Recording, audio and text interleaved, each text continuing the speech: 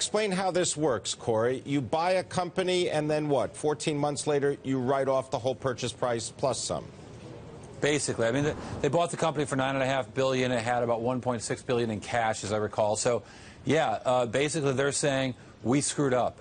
Microsoft took a very bold move, at least that's what we called it at the time, by deciding, well, everyone else is having trouble making any kind of money in the phone business.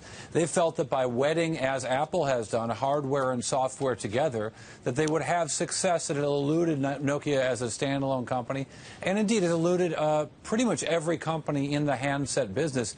And I'll throw Samsung on there right now, although 2 years ago Samsung looked like it was ruling the roost. Now Samsung in having a lot of trouble as well, principally because the business is not very profitable. Microsoft thought that they could change that. There have been so many calls from shareholders to put cash to use. Well, they put that cash to use. They acquired Nokia. Now today, they're basically admitting that it was a complete and total failure. Is anyone else ever going to get a foothold in the handset business? I mean, even if you come out with a great product, it doesn't seem to matter in the face of competition from iPhone. So, there's sort of, it's a very interesting question.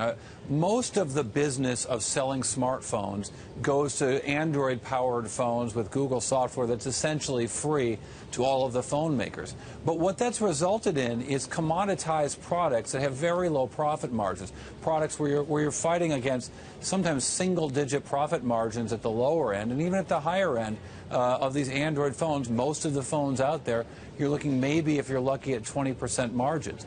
Meanwhile, the Apple phones are doing 35% margins or better on the operating profit side. And so most of the profits of the industry are going to Apple, even though most of the revenues of the industry are going to Android. So what room does that leave for Microsoft products? The Microsoft operating system has consistently received really strong reviews. It's well liked by the few people who use it, but few people use it.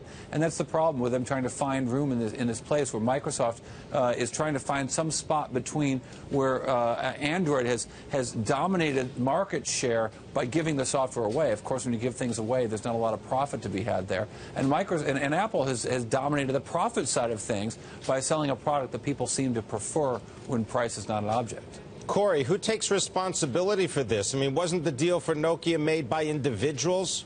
Who gets thrown under the bus? Great question here. Stephen Elop, of course, is out. He left the company just a week ago, or announced that he was running. He's the former Microsoft guy who was running Nokia, and apparently just was not going to be around for this. Whether that was his choice or not, we don't know. But one can imagine a business that he thought was worth saving when they're going to gut it is something he didn't want to be around for. That said, the Microsoft board really tied the hands, it seemed, of Satya Nadella before he took the job. Remember, they were looking for a CEO when they made this really unusual decision to double down into this hardware business, something, number one, they don't have a lot of experience with. Number two, no one has a lot of success with when it comes to profits. Software is very high margin, profitable business when you get it right. Hardware, not so much the case. So interesting that the board that both picked Satya Nadella and picked this acquisition is now maybe Satya Nadella is having his way and saying, guys, you made a mistake. I've been here long enough to prove that that's the case. We're going to go a different way. And shareholders take the hit. All right, well done.